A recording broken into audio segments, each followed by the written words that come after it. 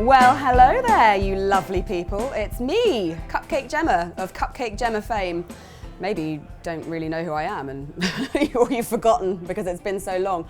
As you may or may not know, I have been basically taking a bit of time out to have my beautiful daughter Eden and just to spend a bit more time with my family, which has been wonderful. So the first thing I want to do is thank you guys for being so patient and also for your generosity of love and support for the Cupcake Jemma team. Sally and Dane have been coming at you with all these beautiful recipes once a week, and also we've got Sam behind the camera and we've got Nikki behind the scenes on product development and socials. So they have all been feeling the love, I know it, and I'm super grateful to them, and I know you are too. So keep up that gratitude, guys, because they will be back. You'll see a bit more of me as well in the coming months, but you don't panic because your new favorites will still be back in a big way. So make sure you tune in every week and subscribe. Anywho, none of that is an indication about what I am here for, although you might have guessed from the video title. I'm here to make a delicious custard tart the way I like it. And custard tart is one of those beautiful, simple pleasures. Pastry, custard, on their own, fairly unremarkable, but put them together and they create magic. And I think you guys deserve a bit of that magic too. So let's get on with it. So I'm gonna make some sweet pastry. It's a short, buttery pastry. You can use any other pastry you want. If you wanna cheat and nip out to the shops and buy pastry, I'm not gonna judge you, guys. But I like to do the sweet pastry personally. I think it makes a really nice complement to the custard. So I'm going to use a food processor today. Also, since having a baby, I developed de Quervains, veins, which is a kind of tendinitis, which means that the rubbing technique isn't very fun for me anymore. And life's too short to be in pain when you're making pastry. So if you do have a food processor, go ahead and use it. If you don't panic. I have a recipe video for short crust pastry where I do the rubbing method, and it's really, really easy. But I'm using a machine today because I'm lazy and I have sore wrists. So to start with, I'm going to put 250 grams of plain flour into my food processor. And I'm going to add 60 grams of caster sugar and a wee pinch of salt, just to bring out the flavors and the buttery goodness. And speaking of butter, I have 160 grams of chopped cold butter. I chopped it and then I put it in the fridge to make it super, super cold. We'll just add that now. Also, this is a good point to mention that if you use unsalted butter, you'll be able to get your butter a lot harder than if you use salted butter, which is another fantastic reason to always use unsalted in your bakes. Now, I'm going to process this for about 20 seconds to start with, just to get it going. And then once 20 seconds is up, well, maybe even less than 20 seconds, I'm going to stop it and move on to the pulse mechanism, because I feel like you get a little bit more control with the pulse. So I'm just going to pulse it for a second or two. And what I'm looking for here is for it to go to fine breadcrumb consistency, where the butter has gone into really tiny little nuggets and it's all evenly distributed throughout the flour and sugar. Right, that looks pretty good. So we're looking for this kind of size of breadcrumbs. I mean, obviously it's not breadcrumbs, but that's what you're looking for. And now it's time to add the liquidy bit, and I'm going to be using egg yolks to make it lovely and rich. Now I'm using these beautiful eggs. Ooh, super fresh. Look at that white. So this is a really gorgeous orange yolk. Look at the color on it. So I'm just going to pop those through the top. And of course, don't throw away your egg whites, because you can always make, well, what can you make? Meringues. You can make Swiss meringue buttercream, Italian meringue buttercream. Or if you're not ready to make meringues right this instance, you can always put them in the fridge or in the freezer even. Just write how many egg whites are in there, or the weight of them, just so it helps you when you do come to do something with them. So I've got my egg yolks in there, and now I'm just going to continue to pulse it. Which will just break up the yolks and start making those breadcrumb things a bit bigger. So I don't want to overdo it because I don't want to produce too much gluten in my flour. It might not look like pastry right now. However, all it takes is a bit of a squish. So tip it out onto a worktop, like so. And make sure you get all those bits of egg yolk as well. Don't waste them, they're the good bits. And then I'm going to simply squeeze it all together to start with, Just at the moment, it just looks like a bit of a sandcastle. It's not ideal for making tarts with. So it will feel really crumbly to start with, but do not panic because it will all come together. And what I want is just to knead it for like just a few kind of turns, I guess. Not to overwork it, but just to make sure that all the egg yolk is evenly distributed. You don't have big nuggets of yolk or anything like that. So we're not going crazy here, not going to overwork it. Just make it nice and smooth. And now I'm going to wrap that. I like to do it in a greaseproof paper rather than cling film, just because then I can actually use the greaseproof paper for my blind baking part. So whack it in the middle, squash it down a bit, wrap him up, and he needs to go into the fridge for at least 4 hours to rest. Do not scrimp on those hours. Right, this has been chilling out for a little while. It is really hard, but I have had it out of the fridge for about 15 minutes because it is really hard, and I do want to give it a bit of a knead first. So, don't throw this away, that's super useful. So the first thing I'm going to do is just to knead it briefly. And it will be a little bit difficult at first because it's been in the fridge for so long. But what you want is for it to be the same temperature all the way through. And also, if you try and roll it straight away from just being in the fridge, you can already see it starts to crack up like this, which will make it really hard to get a nice round shape. So it is a good idea to give it a knead first. Oh, it's tough though. Right, this is feeling a lot better now, a little bit more sort of malleable. Malleable is a good word, isn't it? Right, start off by trying to make it as sort of round in shape as you can, just with your hands. It'll just take a little bit of the work out of it. And now, dust your worktop fairly liberally with flour. Now, normally people say don't put too much flour on, you don't want to work too much flour back into the pastry, but because this is a really buttery pastry, it can actually take quite a bit more flour. I mean, don't go crazy, guys. Don't put a whole bag of flour in. But it's not going to suffer too much if you need to add extra, so it's to stop it from sticking. So start off a little roll at a time and make sure you turn it frequently so that you get a nice shape. And what you don't want to end up with is like a rectangle. It doesn't fit very well over a round tin. So I'm just kind of dusting my rolling pin every now and then and just making sure it's not sticking to the worktop.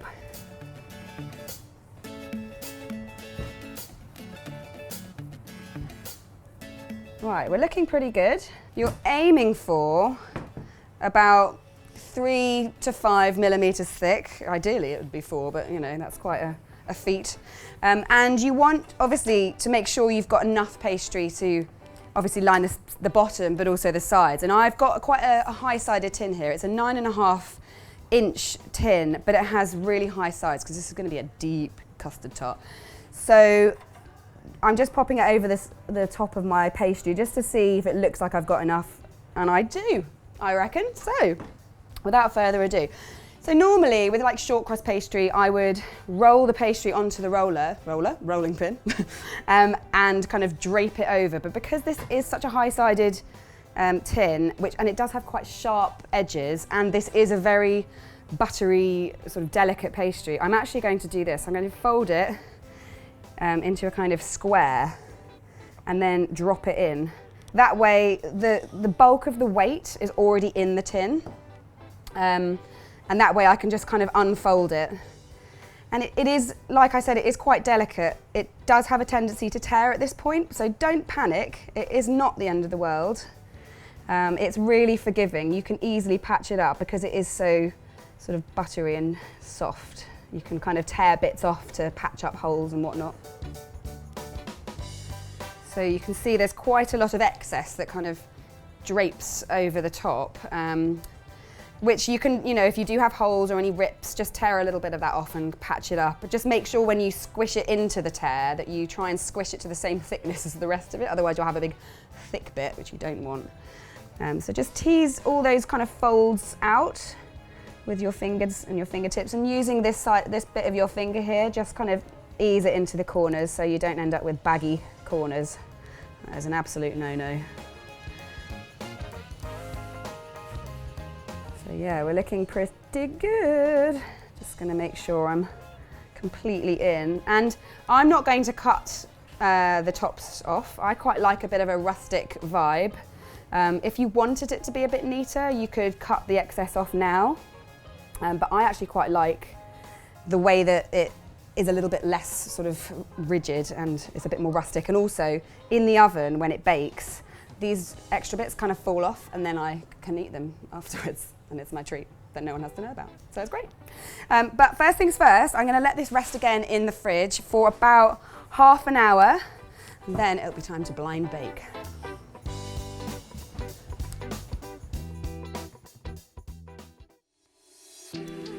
Alrighty, so it's been chilling out, it's nice and cool, which is going to help prevent a bit of shrinkage as well, although pastry does always shrink a little bit, so don't be sad if it does. And I'm going to blind bake this because I'm pouring a wet filling into it and baking it again. It needs to be nice and crisp first, otherwise you're going to have a soggy bottom, which everyone knows is not ideal. So that piece of paper I saved, I'm going to squish it up, nice and small. Really get a lot of creases in there and then open it up again. And this is going to form the liner, I suppose, for my, what I'm using, split peas.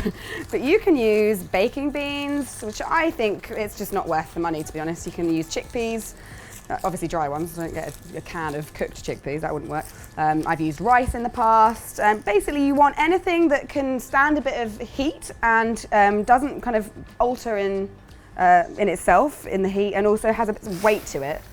So pour them all in. And I like to also just kind of press it in just to make sure I've hit all the edges and the corners. If there's any significant creases in the paper, I'll just smooth those out a little bit because the pastry will puff up a tiny bit. So that's pretty good, and I'm going to bake that at 165 degrees C in my fan-assisted oven for 15 minutes to start with.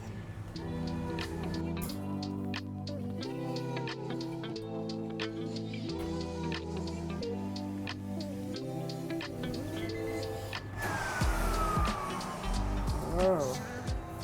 Okay, stage one of the blind bake is complete. But we also need to get these beans out so that we can brown the bottom of the tart case as well. So be very careful because these will be super hot. I'm going to pop this in a bowl and put this back into the oven, same temperature, for another 15 minutes.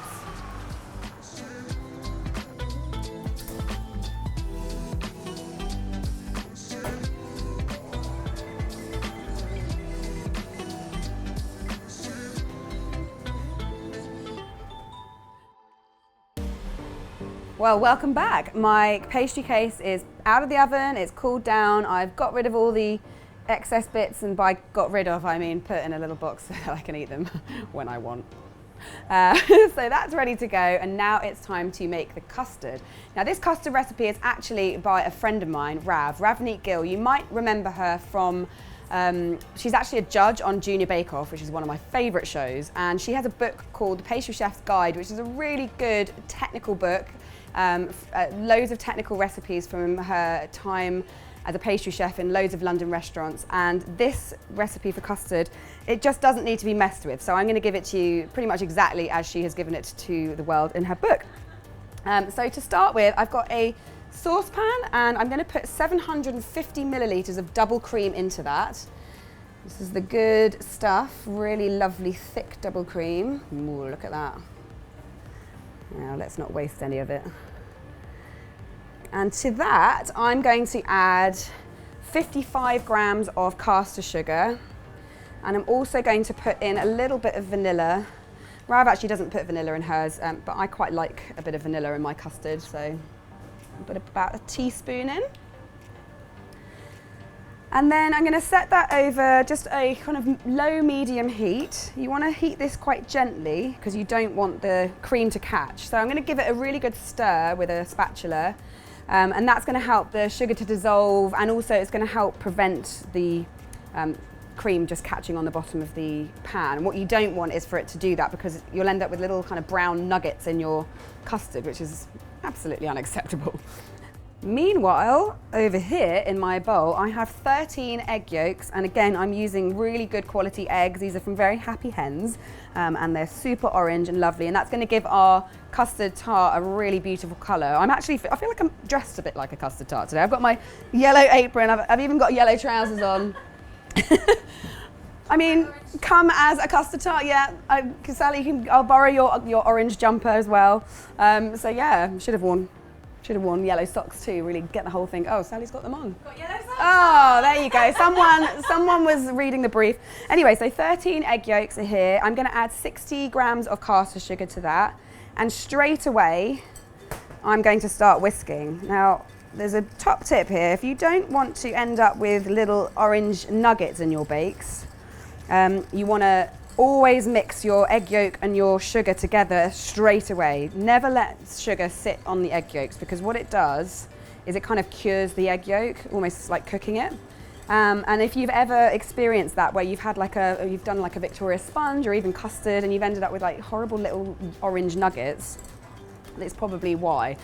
So if you're doing this, if someone comes to the door or you have an emergency you need to deal with, for goodness sake, mix your egg yolks and your sugar before you deal with your emergency. I can tell you that is way more important than whatever you've got going on over there. So I'm just going to keep that going with my whisk, and I'm not whisking it to be like light and fluffy. I just want to, again, dissolve the sugar, and at the same time, every now and then, I'm just going to keep this cream moving, kind of multitasking, like rubbing your tummy and tapping your head, which I'm clearly very good at. So my cream is just steaming. So I'm not looking for it to be boiling or just about to boil. I'm looking for a light steam, as it were. So I'm going to turn the heat off and get rid of my spatula. And then I'm just going to start pouring it in to my egg yolk mixture. A little bit at first, just to kind of temper the eggs. You don't want to shock the eggs with a hot liquid, otherwise you'll end up with horrible scrambled eggs for custard, and that is not ideal. So just a little bit at a time. This is the world's most annoying saucepan for pouring. I'm kind of making a bit of a mess, I think, but you get the idea. Now, I'm also going to add just a little pinch of salt, again, just to bring out the flavors. Don't be scared of salt. It really is a great enhancement to so many bakes, so please don't omit it, because it will make a big difference. Right. That is custard. You've just made custard, and if you wanted to, you could put this into an ice cream machine and you could blend it and it would be ice cream, guys. Or if you wanted to thicken it up, you could put this back into a saucepan over a low heat, keep stirring it until it's thick and coats the back of a spoon. There's lots of different ways you could use this custard. If I did that, I'd actually just use it with bananas and have a banana and custard moment. Maybe with some offcuts of pastry, I don't know. But I am obviously going to be baking it in the pastry case. So I'm going to pour it into my pre-baked, blind-baked pastry case.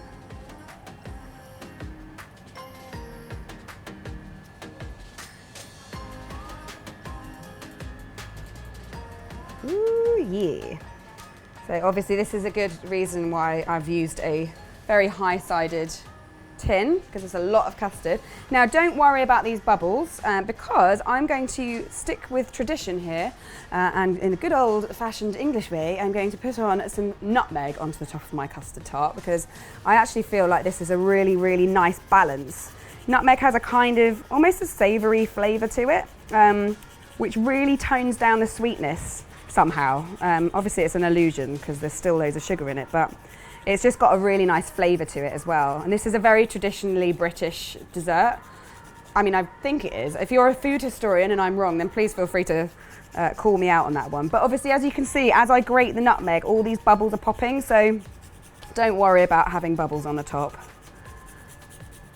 Another thing you could do, if you didn't want to use nutmeg, is bake it without the nutmeg, so naked, and then you could brulee the top, so you could scatter some caster sugar over the top and get your blowtorch out, and that would be really fun as well. But I really love a traditional custard tart, personally. Now I've used about half a nutmeg, like half a meg of nut, which does seem like a lot, and actually in Rav's book she uses an entire nutmeg. It does seem like a lot, but because this is a really deep tart, per bite, that's actually not a lot of nutmeg. So don't be afraid of the nutmeg. I think it's perfect. Half to a whole is just right. So there is my nutmegged tart, and now gently transfer it to a baking sheet. And I'm going to bake this at 130 degrees C in my fan assisted oven for 40 to 45 minutes. I would check it at 40. You're looking for it to be jiggly, not like wibbly wobbly, jiggly. There is a difference, isn't there? So yeah, take it out when it's jiggly. I'm so scared.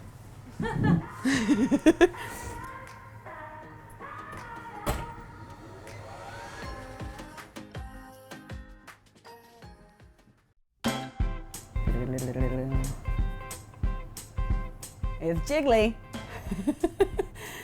It's got just the right amount of jiggle, not too wibbly wobbly, not too firm, just right. So that is the custard tart done and dusted, and I for one cannot wait to get involved. So here goes.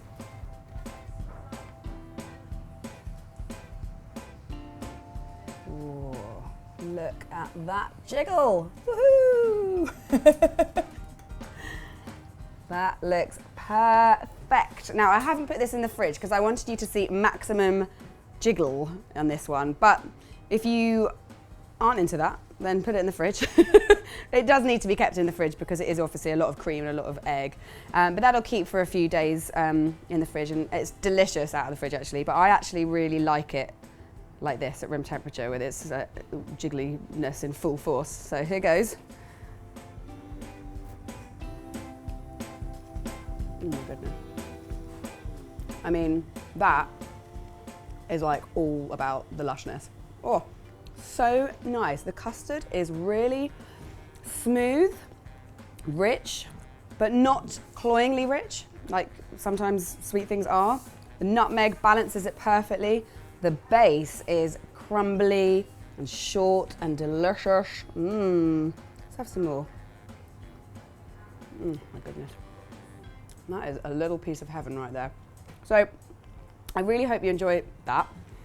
Do make it because it is so simple and so wonderful and such a delight and so British. If you're into British things, then please do make this. Let us know how you get on. Use the hashtag on Instagram, CupcakeJemma. Tag CupcakeJemma on Instagram as well. Let us know how you get on in the comments box, all of those things. Yeah, I'm really glad to have shared this with you because I think it's really important that you should have such an integral part of British dessert history in your arsenal. So, like this video if you have liked it, obviously. If you haven't, then I'm sorry. It's too late now. But if you did like it, then give us a like. Don't forget to subscribe using the subscribe button. Also, you can click on the little bell to get notifications so you don't miss any of the videos. I will be back soon for you guys. In the meantime, Sally and Dana are around. I think Sally has a mindful video. You guys have really been enjoying those. I think she might have like something muffiny up her sleeve. Is that right, Sally? Yeah, loads of muffins. Muffins, mindful muffins. Mindful muffins. Ooh, is that an alliteration? Nice. So we're getting alliterative in CupcakeJemma, and I hope you enjoy it, or I hope you've enjoyed this. I hope you carry on enjoying CupcakeJemma channel, and I will see you soon. Bye.